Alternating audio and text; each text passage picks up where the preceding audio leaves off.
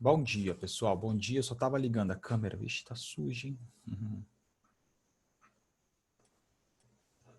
Bom dia a todos.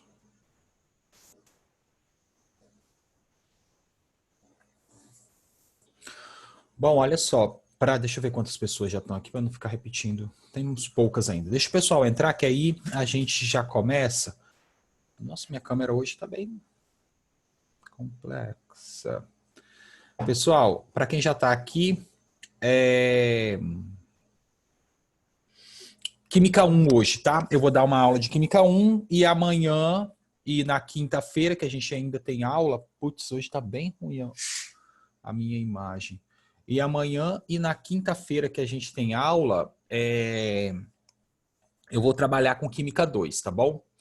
Eu só vou ajustar, eu só vou dando essa continuidade de Química um dia, a gente já está um pouco mais avançado com ela, e eu vou dando essa continuidade para a gente poder não ficar parado, né, com uma disciplina e ficar focando só em outra. Então a gente vai fazer uma aulinha hoje, que a gente só tem uma aula de Química 1, semana que vem, quinta e sexta-feira que a gente tem, né, duas e uma aula respectivamente, a gente faz a aula de Química 2, tá bom? Então, como é Química 1, eu vou dar só uma perguntada no capítulo 3, se ficou alguma dúvida, capítulo do livro 3, se ficou alguma dúvida, e depois eu vou fazer o capítulo do livro 4, tá? O capítulo 12.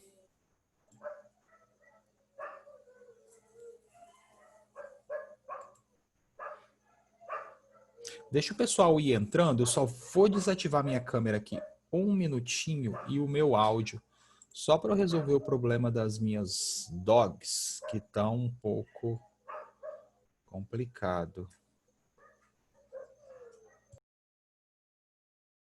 Só um minutinho, pessoal.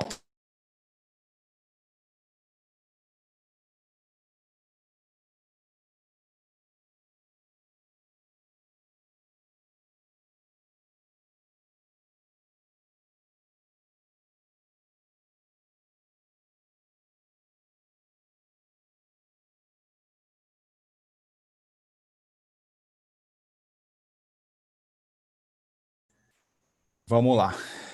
Pessoal, vou dar mais um minuto aí para o pessoal entrar na sala.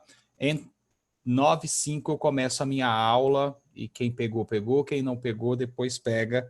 Para quem chegou, Química 1, tá? Exercícios do livro 3, se ficou algum com dúvida, com alguma pendência. Capítulo 4, a gente já vai começar agora. Ou capítulo 4, livro 4, né? O capítulo é o 13, se não me engano. 13 não, desculpa, 11. 11? Não, gente. Estou no livro 12, capítulo 12. Que isso. Vamos lá, então. Olha só, vou compartilhar minha tela com vocês. Beleza? Esse daqui é o livro 4, tá? Vocês já devem ter ele aí, que vocês têm o livro 3 e o livro 4, tá bom? Pessoal, registrem o chat aqui, a chamada. Não esqueçam de passar na sala de aula, segunda, quarta e sexta, para as aulas de Química e Laboratório. Hoje já tem uma atividade de laboratório lá, é uma atividade simples, mas tem, tá? Dê uma lida e marque como concluída, tá bom? Lembre de fazer sempre isso. E registrar aqui no chat, porque depois eu pego esses registros de chat aqui e vou dando presença e falta para quem está presente e falta. Né? Para os pais terem ciência de quem está participando e quem não está participando da aula, tá bom? Eu também vou começar com uma estratégia com vocês, que eu tenho pensado e tenho, né, percebido que poucas pessoas, não sei aqui da turma de vocês, é isso que eu vou medir, eu não sei, mas poucas pessoas participam efetivamente. Às vezes nem liga a câmera e não está ali na frente, aí de repente a pessoa volta perguntando uma coisa que eu já tinha acabado de falar. Então eu comecei a perceber que a gente assume esse tipo de coisa, a gente faz isso, né? Eu sei que faz, porque muitas vezes em reuniões, assim, não em reuniões muito importantes, mas talvez em reuniões mais tranquilas, eu fico com a câmera desligada, faço alguma coisa, vou na cozinha, pego uma água, vou ao banheiro, faço isso. Então, quer dizer, eu entendo e eu compreendo que há essa dinâmica. Então, eu vou arrumar uma estratégia que eu vou começar a aplicar na próxima semana para verificar se vocês mesmos estão presentes na aula, mesmo virtual, mas se estão ali na frente, pelo menos, né, tentando prestar atenção na aula. Não sei que estratégia é essa, mas fiquem atentos porque vai envolver a participação direta da pessoa. Então, tem esse lance aí. Pessoal, agora falando relativamente ao conteúdo. Ficou algum exercício do capítulo 11 que fala sobre o primeiro estudo das funções oxigenadas aqui, o primeiro grupo de funções? Ficou algum exercício que você queira tirar a dúvida, que você queira perguntar alguma coisa a respeito? As atividades para a sala, a gente fez. As atividades propostas, tem alguma? Tentaram fazer? Se não tentaram, eu vou pedir elas para registrar na aula de amanhã não, perdão, de sexta-feira, que vai cair lá no Alunos Book. Tem alguma coisa? Não, não tem, então eu vou para o próximo conteúdo. É assim que eu vou começar a fazer agora. Tem, não tem? Se tem, eu vou partir para frente. Olha só, o capítulo 4, o capítulo 11, capítulo 12, 13, 14, eu acho que até o 15, eles vão tratar exatamente desse estudo que a gente veio fazendo no capítulo de número 11, tá? O capítulo de número 11, ele inicia o estudo mais, digamos assim, mais focado das funções orgânicas. A gente viu um grupo de funções, se não me engano, álcool, fenol, cetona e éter, né? Foram 4 funções que a gente viu. E a gente percebeu que dentro desses estudos a gente vai ter que fazer um caminho bem definido, né? No sentido de que, tipo, você vai tratar de situações aí que são situações que vão requerer que você faça 3 coisas importantes. São sempre assim. O que eu aconselho a fazer? O que eu fazia?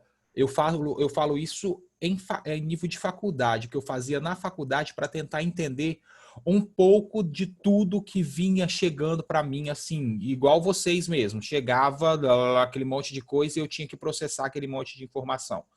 Resumo, eu fazia resumo, principalmente das funções. Quando eu chegava no estudo das funções, lá que é um estudo mais profundo, mas é o estudo como a gente faz aqui, identificar a função, nomear a função, né, os compostos da função e caracterizar as propriedades dos compostos também destes grupos funcionais, né, desses grupos de funções, eu fazia resumo e desenhava moléculas, desenhava. Nem que eu pegasse do livro e colocasse no meu caderno exatamente igual o que estava no livro, eu fazia isso. Por que eu fazia isso? Eu fazia para o meu cérebro ele pegar qual era a estrutura da molécula. Qual era a estrutura da molécula em si? Não, mas do grupo funcional a qual estava sendo comentado ali naquele conteúdo que eu estava estudando. Então, eu aconselho vocês a fazerem a mesma coisa. Na internet tem tabelas. Se você tem uma área no seu quarto que você pode colar recadinhos ou que você costuma fazer isso, eu fazia muito isso também na parede do meu quarto, na minha república. Pegava, colocava onde eu estudo, do lado que eu estudo. Isso faça conforme a sua casa, né? E as normas da sua residência, tá? Mas eu fazia isso na minha república. Eu botava na minha frente informações que eram relevantes naquele estudo ou para o meu estudo de uma maneira geral. Então, tem N técnicas para você conseguir, não é absorver, porque ninguém é esponja, mas internalizar esses conceitos que a gente vai vir no decorrer de 5 ou 4 capítulos, tá? São muitas informações.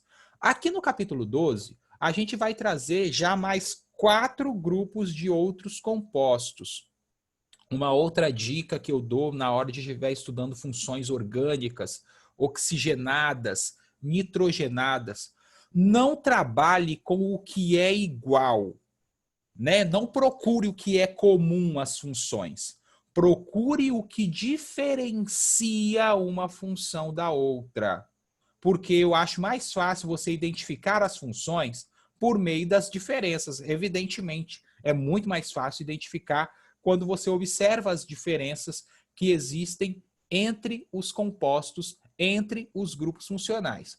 Por exemplo, vou dar um exemplo clássico. Aqui a gente tem uma que vai fugir desse padrão, mas é porque o livro ele organizou assim mesmo. Beleza, tá? E aí a gente vai entender dessa forma. Olha só. Se você analisa as funções orgânicas oxigenadas, nitrogenadas, sulfuradas e as sulfuradas e assim sucessivamente, você vai perceber que, apesar delas compartilharem diversas características em comum, sempre vai haver uma ou outra coisa ali dentro da molécula, é claro, porque senão seria a mesma função, mas sempre vai existir alguma estrutura, algum conjunto de átomos, alguma informação que vai ser que é importante para você fazer a diferença, ou que vai servir como ponto de diferença para você poder identificar a função x e a função y. Por exemplo, se eu analiso as funções que a gente estudou no capítulo de número 11, álcool, aldeído, álcool, cetona, éter e fenol, eu vou observar o seguinte. Elas têm em comum, todas elas têm em comum o oxigênio. Beleza.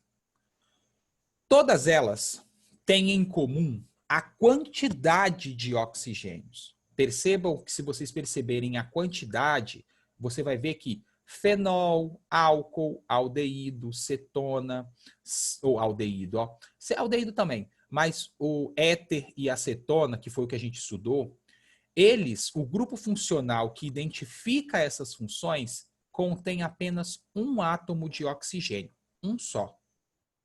O mesmo vai se aplicar aqui no capítulo 12 para os aldeídos. O que eu quero dizer com isso? Eu quero dizer que quando a gente for estudar agora, como por exemplo, os ácidos carboxílicos, quando eu verificar, porque a primeira habilidade que é importante dentro desses capítulos é identificar as funções.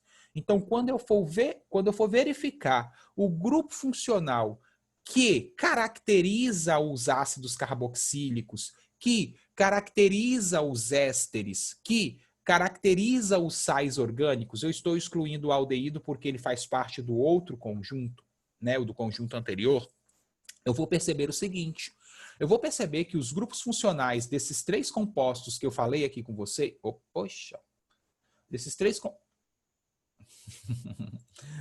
três compostos aqui que eu falei com vocês, o ácido, o éster, aldeído não, e sais orgânicos, eles vão apresentar 2 átomos de oxigênio na estrutura do grupo funcional. Então, isso quer dizer o seguinte, quer dizer que quando você está analisando uma molécula e, de repente, lá o exercício cobra assim, qual a função orgânica presente neste composto? Você já vai de cara e analisa a quantidade dos átomos, de heteroátomos aí no caso, que existe. Mas não, quer dizer, deixa eu melhorar a minha fala. Você vai analisar a quantidade de átomos de oxigênio ou nitrogênio que formam o grupo funcional que está sendo pedido ali. Porque é muito fácil, porque é muito simples. O sentido do seguinte, se você analisa a molécula, aí a molécula tem um grupo funcional X, tá? Esse grupo funcional tem um átomo de oxigênio só, o grupo funcional, um grupo funcional tem um átomo de oxigênio só, ele não pode ser um ácido carboxílico, ele não pode ser um éster e ele não pode ser um sal orgânico, muito menos outros que a gente vai ver.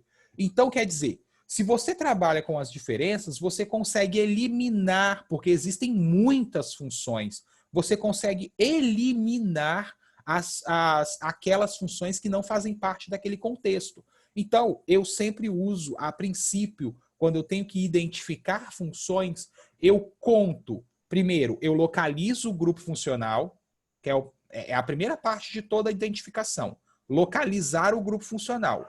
Localizei o grupo funcional, eu vou verificar ali quantos átomos, por exemplo, aqui que a gente está estudando as oxigenadas, quantos átomos de oxigênio formam esse grupo funcional? Só tem um átomo de oxigênio que forma esse grupo funcional. Então eu já sei que não pode ser nem ácido, nem éster e nem um sal orgânico. Ele pode ser um monte de outras. Aí você sempre tem que verificar. Qual a diferença que existe entre elas? Por exemplo, aldeídos e cetonas compartilham o mesmo grupo funcional, a carbonila, mas tem uma diferença entre elas, que eu vou mostrar para vocês, tá? Então, trabalhem com esse contexto. Vamos lá, então, partir para as nossas funções. Ácidos carboxílicos. Ácidos carboxílicos são compostos, obviamente, de natureza orgânica, que são caracterizados, olha só, pessoal, pela presença do grupo funcional chamado de carboxila, tá? Por isso o nome carboxílico. Então, caracterizado pela presença do grupo funcional carboxila. Quem é o grupo funcional carboxila? Primeiro, a carboxila, obrigatoriamente, é a primeira característica que vai fazer você diferenciar, que serve para diferenciar os ácidos dos outros. A carboxila, ela é constituída por um carbono, 2 átomos de oxigênio e um hidrogênio. Um carbono, 2 oxigênios e um hidrogênio. Essa é a estrutura em termos de elemento para carboxila. Tá? Um outro detalhe importante é que a carboxila, que é o grupo funcional que identifica, que representa um ácido carboxílico, o vinagre, por exemplo, tá? Ela sempre, não há outra possibilidade para esse grupo funcional aparecer. Ela sempre vai aparecer em carbonos da extremidade da cadeia. Não sei onde que dá esse carbono, eu sei que ele é um carbono de extremidade, ou seja, aqueles das pontas, tá bom? Então, é uma diferença. É uma diferença que eu estou te pontuando. Ácidos carboxílicos são compostos, são funções oxigenadas, constituídos por 2 átomos de oxigênio. O grupo funcional deles é composto por 2 átomos de oxigênio e mais o grupo funcional, que é denominado de carboxila, ele sempre estará localizado em carbonos das extremidades da cadeia. Ou seja, ele nunca vai estar localizado no meio da cadeia carbônica. No meio que eu falo é entre carbonos. Nunca, tá bom? É uma dica importantíssima, tá? Muito importante mesmo. Então, toda vez que eu localizar a estrutura, que a gente lê da seguinte forma, C dupla O, C, né, carbono, fazendo ligação dupla com um oxigênio. Então, C dupla O, OH, é assim que a gente lê o grupo funcional do ácido carboxílico, né? Normalmente, C dupla O, OH, significa que é um carbono ligado com dupla ligação a um átomo de oxigênio e por uma simples, evidentemente, a um grupo OH, tá bom? Então a gente lê C dupla O, OH. Onde que eu vou encontrar a carboxila? Sempre em carbonos da extremidade da cadeia.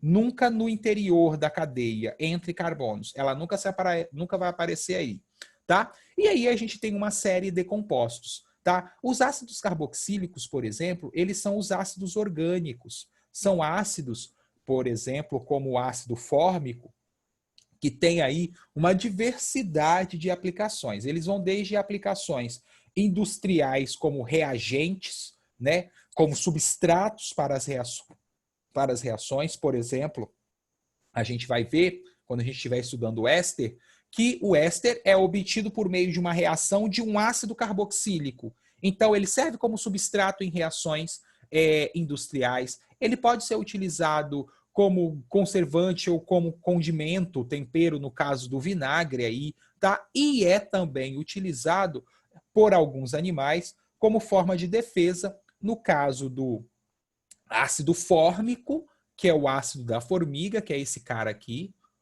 o ácido metanóico, tá bom? Eu vou explicar a nomenclatura agora. E também em outras aplicações, como, por exemplo, presente em manteigas, leites e alguns outros alimentos, tá bom? Então a gente tem uma série de informações sobre os ácidos carboxílicos e aplicações sobre eles também. Uma coisa importante para vocês que vão trabalhar com a questão da nomenclatura das funções, eu já vou dizer logo agora de cara aqui, já deixa até marcado aí para que a gente possa futuramente, quando a gente for dar nome a moléculas multifuncionais, que a gente vai fazer isso. A gente está aprendendo a dar nome separadamente e depois a gente vai dar um nome a moléculas multifuncionais, né, que vão ter várias funções. Nessas moléculas multifuncionais, nós temos prioridades de funções. O ácido carboxílico, dentre as funções da química orgânica, é a de maior prioridade de todas. Tá? Então, marca aí, deixa reservada essa ideia para que a gente possa depois utilizar na hora que a gente for aplicar a nomenclatura IUPAC. Lembre-se que a nomenclatura IUPAC ela vai levar em consideração sempre essa regra. E, claro, as suas adjacentes, que são as divisões conforme o tipo de cadeia carbônica. Prefixo, infixo e sufixo. Então, olha só. Prefixo e infixo, a gente já sabe o que eles significam.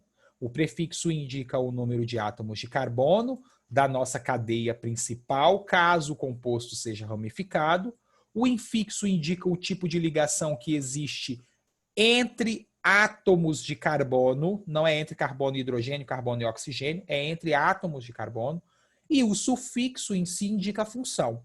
Então, no caso do ácido carboxílico, o sufixo, porque o que vai mudar para os demais é o sufixo de uma função para outra, o sufixo, ele é a palavrinha oico. Oico.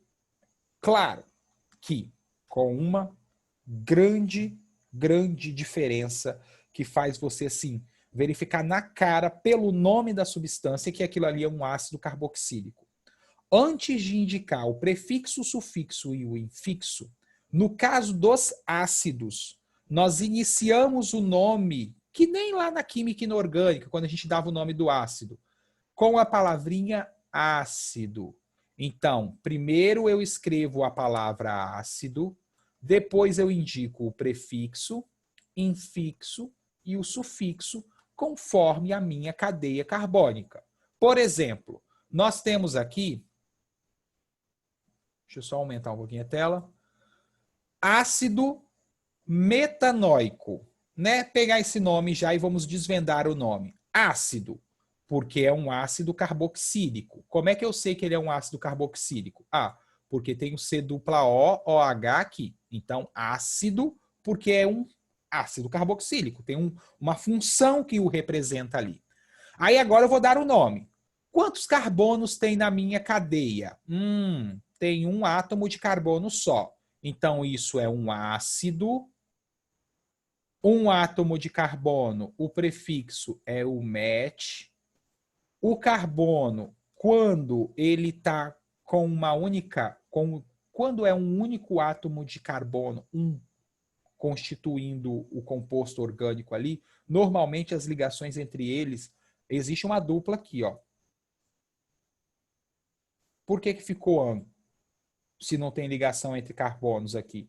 Justamente por isso. Porque como só tem um carbono, considera-se nesses casos, por ser o mais simples dos compostos daquele grupo funcional, daquela função, a gente utiliza o infixo an para esses casos. Para estes casos em que eu tenho um átomo de carbono na minha cadeia carbônica.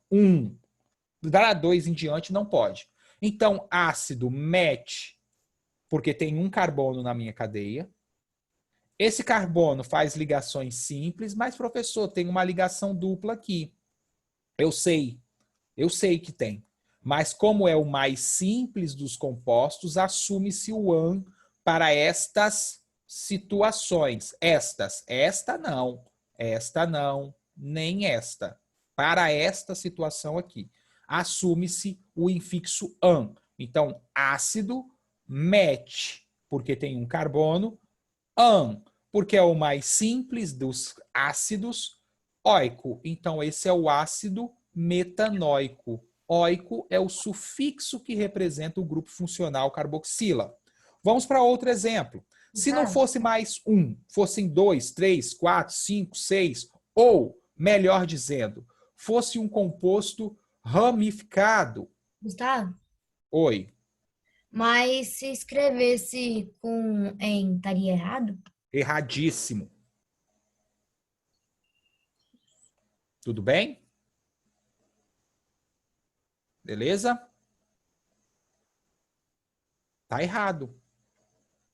Tá, mas O en é ligação entre carbonos. Em, in, an é entre carbonos. Como aqui a gente não tem entre carbonos, não tem carbono, assume-se o an para esses casos. Para esses casos aqui, onde eu tenho composto com um carbono. Metano, o metano, que é um hidrocarboneto, o carbono faz 4 ligações simples, mas faz 4 ligações simples com hidrogênio, não é com outro carbono. Então, por que é o AN?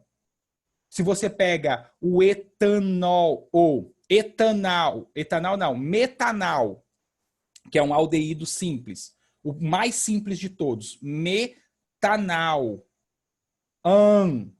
Então, quer dizer, aí o PAC assume para compostos químicos com um carbono que esse átomo de carbono ele faz ligações simples, não dupla, porque o AN, o EN e o IN ele tem relação com ligação entre carbonos e não entre hidrogênio. Não é o tipo de ligação do carbono, é o tipo de ligação que acontece entre os carbonos. Tá beleza? Ok? sim. Tá? Não coloca em, não coloca in, porque está errado, pelo amor de Deus. Não coloca para compostos que tem um carbono só na cadeia. Um só. Acima disso já está errado. Não pode fazer o que eu estou falando. Entende? É para um, porque são os compostos mais simples daquela função. Então, aí o PAC assume esse tipo de posição para estes casos, com um carbono. Um. Apenas um. Ok? Beleza? Então, ó, se fossem com 2 carbonos, você tem 2 carbonos. Grupo funcional, perceba que o grupo funcional ó, é sempre na extremidade, em carbonos da extremidade da cadeia, ele nunca se encontra no interior, né, entre carbonos. E aí você faz, é um ácido carboxílico. Então eu começo com a palavra ácido. 2 carbonos, et. Entre os carbonos nós temos uma ligação simples, então é o etan. Etanóico, porque é um ácido carboxílico, então é o ácido etanóico, que é o nosso vinagre. Caso o composto seja ramificado, né, apresente 2 grupos funcionais, tem todas aquelas regras que a gente já viu anteriormente.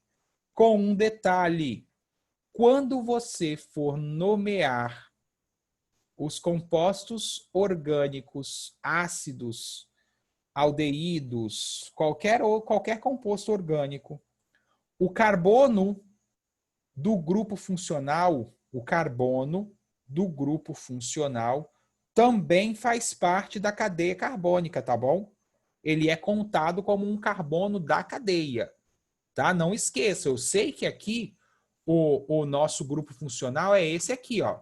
C dupla O, OH. Esse é o grupo funcional dos ácidos.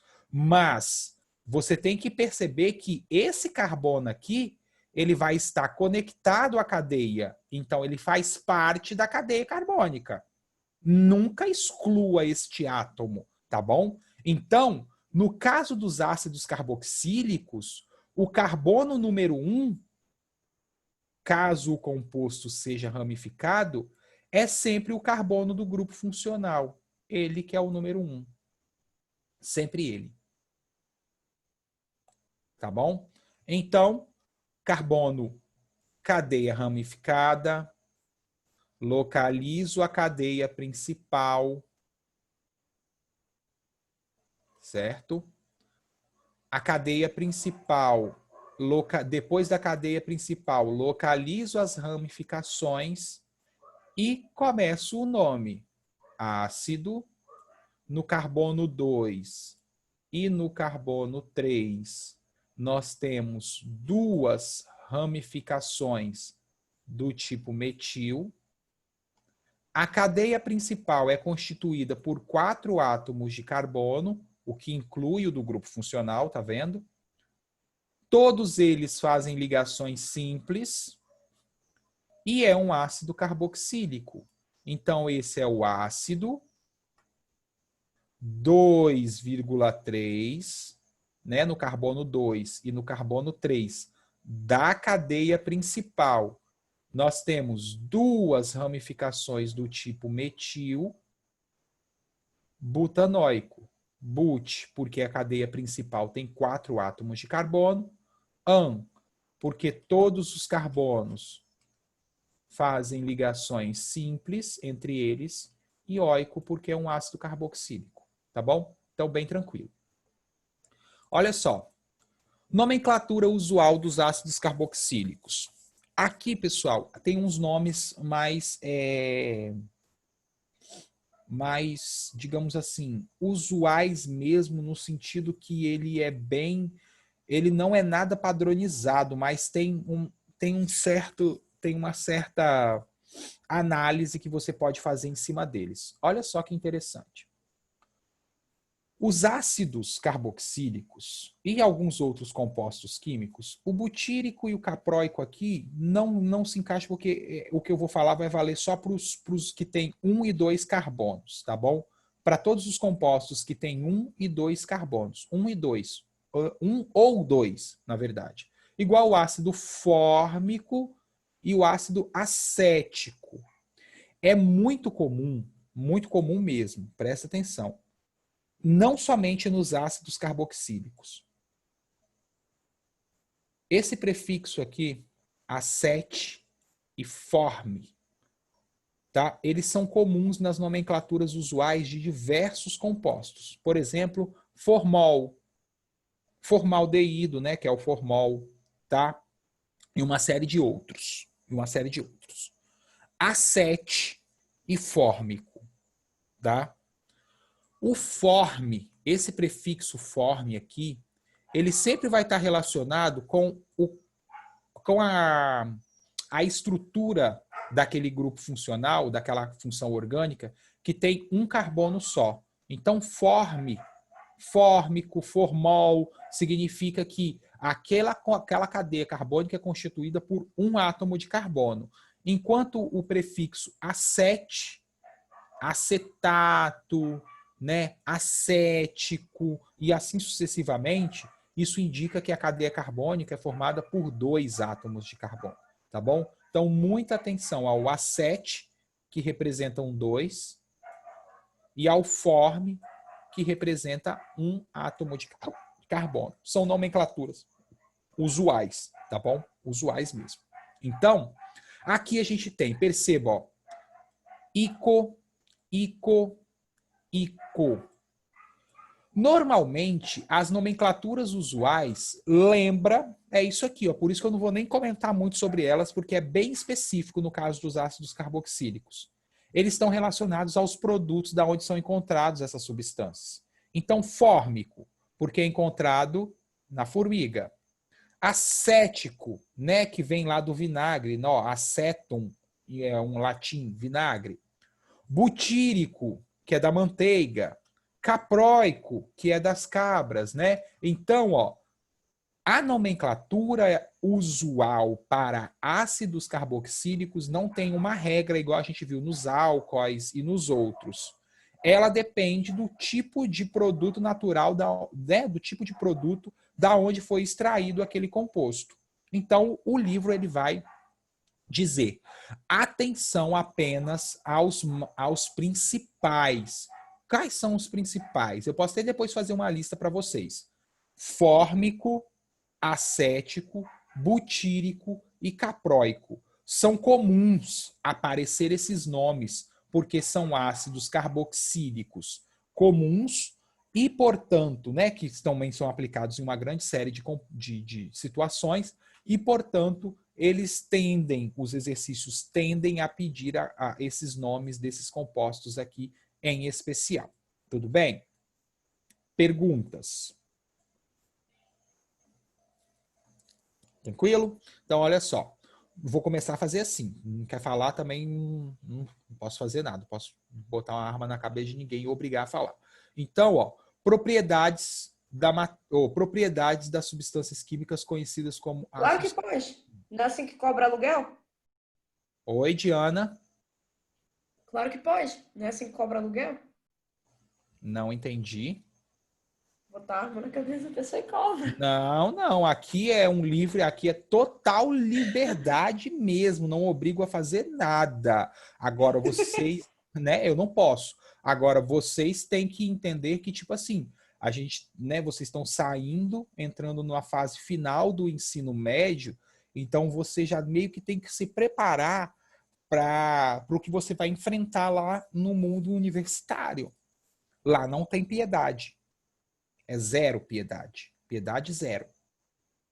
Você vai ter que ser resiliente, você, né, vai ter que dar conta do recado, você vai começar a ser cobrado de todos os lados. De repente vai ter 2, 3, 4, até às vezes, eu já fiz isso, até 5 provas no mesmo dia. E aí? O que eu posso fazer com isso? Nada. Vou ter que fazer, chorando, rindo, cantando. Então, eu normalmente cobro esse tipo de postura com vocês, porque vai chegar lá na frente e vocês vão tomar um baque, porque daqui a pouco, né? Daqui a pouco mesmo, vocês estão entrando no mundo da universitário, no mundo acadêmico, e não é que lá é um mundo cruel, mas é um mundo que exige certo rigor na hora que você está estudando, na hora que você está se propondo a fazer aquilo ali. O professor ele não está preocupado com você. Literalmente. Não está. Não está mesmo. Pode até se preocupar nos primeiros períodos, calouro está entrando ali agora. Agora, depois, ó, faça você por você mesmo. Normalmente é assim mesmo, tá bom? E não é ruim. Não é ruim, tá? Porque você vai ter que desenvolver, por exemplo, não entendi a nomenclatura dos ácidos. Se eu não chegar para o professor e perguntar como faz, e aí? Quem vai me ajudar se eu não estou procurando ajuda? Então, tem que tomar esse cuidado. Propriedades dos compostos, então eu também não posso obrigar, isso que eu também queria finalizar. Então, as propriedades depende de uma série de coisas. Pontos de fusão e ebulição. Repare nos átomos, na estrutura. Ó, a presença do grupo carboxila aumenta a polaridade dos compostos. Então, quer dizer, alguns ácidos carboxílicos de menor cadeias carbônicas, eles vão ter solubilidade em água. Vou até pegar aqui, tá? Vão ter pontos de fusão e ebulição, tá? Maiores do que, por exemplo, álcoois, que também tem o grupo OH ali no carbono. Então, toda vez que eu estudo propriedades, eu sempre falo com vocês, ponto de fusão, densidade, né? Ponto de fusão, densidade, as propriedades físicas, de uma maneira geral, você tem que se perguntar, o ponto de fusão e ebulição, dentro do mesmo, ó, presta atenção, tem diferença. Você pode comparar moléculas dentro da mesma função e moléculas em funções opostas. Beleza? Nos dois casos, basta você entender o seguinte. Primeiro, a quantidade de átomos da cadeia, ou seja, quanto maior for a minha cadeia carbônica, né, maior serão os pontos de fusão, os pontos de ebulição, né? Acaba sendo um caminho que vai seguindo essa tendência, segue essa tendência. Não quer dizer que todos os casos são assim. Então, isso significa o quê? Que se eu comparo dois ácidos carboxílicos, sei lá, um que tem 2 e um que tem 3 átomos de carbono, né? Qual dos dois aí vai ter o menor ou o maior ponto de ebulição? O com 3 vai ter um ponto de ebulição um pouquinho maior do que o 2, porque ele tem mais átomos de carbono, né? Tem um maior volume de átomos, então é mais difícil romper as interações ali. Se eu comparo um ácido carboxílico que tenha 2 átomos de carbono com um álcool, agora com funções opostas, que tenha 2 átomos de carbono, o etanol e o ácido etanóico, os dois. Se eu comparo em funções opostas, os ácidos carboxílicos, né, nesse caso, aí você tem que pensar, o álcool só tem um oxigênio, o ácido carboxílico tem 2. Logo, se ele tem 2 oxigênios, ele tende a ter mais polaridade, logo, ele tende a ter pontos de fusão e ebulição maiores do que o álcool, que tem massa próxima. Entende? Então é tudo uma comparação, é tudo um jogo que você vai fazer utilizando todos os conceitos que você aprendeu no nono, na primeira série do ensino médio. Não tem como. Já falei com vocês que não dissocia, então não tem como. Ô, Gustavo, Oi. não tem um grupo FOM? Hum. Então, todos aqueles garantem uma maior solubilidade em água ou só mais o Não. oxigênio mesmo? Garante certa solubilidade. Todos. Garante certa. Tá? Essa certa, por quê? Depende do que forma a molécula depois. Porque não existe só aquilo Não, sim, ali garante uma maior, mas não quer dizer que que totalmente. vai ser solúvel. Por exemplo, aqui, ó, vou te dar o exemplo dos ácidos carboxílicos. Olha a solubilidade. Até 4, se a cadeia carbônica dele tem 4 átomos de carbono, era isso que eu ia falar depois. Se a cadeia carbônica dele tem 4 átomos de carbono, até 4 eles são solúveis. Eles conseguem se solubilizar em um certo, até bem, em água. Não totalmente, mas bem em água. Não é igual um composto iônico. Tá? É só você pensar nisso também. Agora, quando eu começo a aumentar a cadeia carbônica, como por exemplo o ácido capróico ou butírico mesmo, né, ou capróico, vou pegar o capróico, ó, que está no leite da cabra, tem muitos carbonos, aí já não é solúvel. Por quê? Porque você tem que lembrar sempre que se eu tenho uma cadeia carbônica muito extensa, né, uma quantidade de carbonos muito grande na minha cadeia, apesar de o composto apresentar grupos funcionais que permitem solubilidade, né, que garantem solubilidade, a extensão da cadeia carbônica faz ele ser insolúvel, porque a solubilidade é tão baixa que chega a ser desprezível. Entendeu, Camille? O porquê que... Sim, mas aí vai depender também, tipo, tem 5 ou mais carbonos, mas se tiver também uns 3 grupos funcionais, aí vai depender também do tanto grupo funcionais que tem, né? Claro, claro, claro, vai depender de toda a estrutura da molécula, perfeito, perfeitamente. Isso significa, tem 5 carbonos, mas tem 3 grupos funcionais? Opa!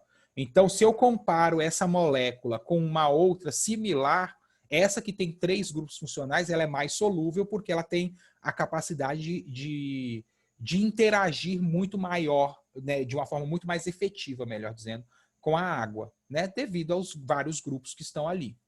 Beleza? Isso faz sentido, verdade. Tranquilo? Beleza? Sim. Show. Então, ó, fases de agregação vão do líquido ao sólido, tá? Não temos ácidos carboxílicos gasosos, tá? E as aplicações, a gente vai de uma série de desde aplicações como substratos na indústria de uma maneira geral, como, né, componente aí que a gente utiliza para a preparação de diversos tipos de situações. Beleza? Beleza, pessoal? Ó, uma função em 45 minutos. Vamos devagar mesmo, mas vamos estudando com calma. Tranquilo? Tranquilo? Tá? Então, olha só. Se tiver alguma dúvida, por enquanto, pode perguntar. E quem não tem dúvida, está dispensado.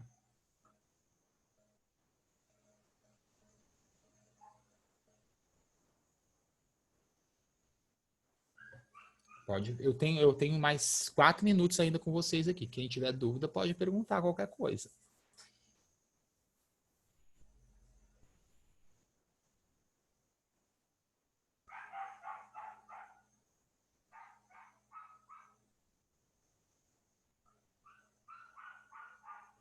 Ô, Gustavo, essas cadeias que, tipo, eu apresento aqui no livro, sempre quando vai explicar uma função, tem uns exemplos embaixo. Era esses exemplos que você fala que você escrevia nos seus resumos, que eram mais importantes? E indicava, sim, e sempre circulava o grupo funcional. Marcava ele com uma outra cor. Por que eu fazia isso, Maria? Para o meu cérebro poder... Porque é muito, né? Você vê que é muito. Então, eu tive que arrumar alguma estratégia para poder literalmente memorizar isso, porque é muito grupo funcional. E a gente estuda poucos dos tudo que tem. Então, esse pouco que a gente estuda já é muito. Então, eu fazia isso. Pegava o meu livro, ia lá, olhava quais os exemplos, ou quais os principais modelos, né? Quais as principais substâncias. Ou também, muitas vezes, eu criava. Depois, com o tempo, eu começava a criar os meus próprios modelos, entendeu? Mas, assim, eram modelos hipotéticos, né? Tudo hipotético, mas era só para eu pegar o quê? O que é o grupo funcional? O que é o grupo funcional? E marcava, isso é um aldeído, isso é um acetona, isso é um aldeído, isso é um acetona. Repetia 1000 vezes, repetia mesmo. Tipo, tinha vezes que tinha 6 exercícios assim, todos com a mesma característica. Identifique a função, identifique a função. Eu fazia os 5, mesmo se eu sabendo já identificar, eu fazia os 5. Por quê? Porque aí depois fica fácil. Ó, eu olho para uma determinada situação no livro, isso é um aldeído, isso é uma acetona. E não é só porque eu trabalho, é porque eu já vim com isso desde a faculdade, entendeu? Então, sim, eu fazia isso. Pegava os exemplos do livro, anotava. Se eu estava lendo um exercício qualquer, aí de repente o exercício fala assim, o composto químico abaixo pertence ao grupo das cetonas ou o grupo dos aldeídos ou dos ácidos carboxílicos. Eu ia lá, pegava, anotava que composto era esse, para eu poder, né, me familiarizar com as fórmulas. Eu acho que assim facilita muito. Porque quando você vê o nome do composto, ou quando você vê a fórmula, como você já escreveu, né, aquilo ali em algum momento, automaticamente seu cérebro vai associar uma coisa com a outra e talvez resolva 90% do seu problema ali dentro do exercício, tá? Mas eu fazia isso, exatamente isso aí. Beleza? Sim.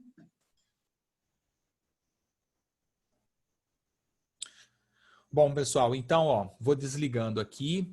Até amanhã. Amanhã a gente vai fazer as aulas de Química 1 ou de Química 2, tá bom?